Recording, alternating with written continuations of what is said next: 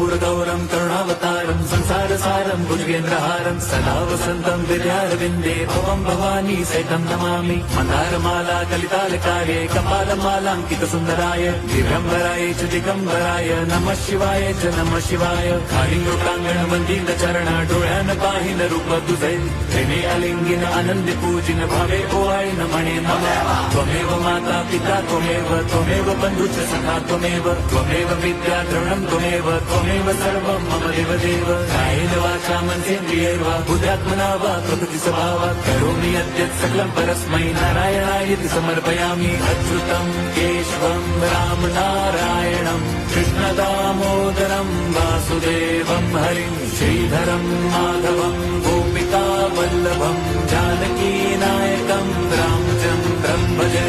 Hare Ram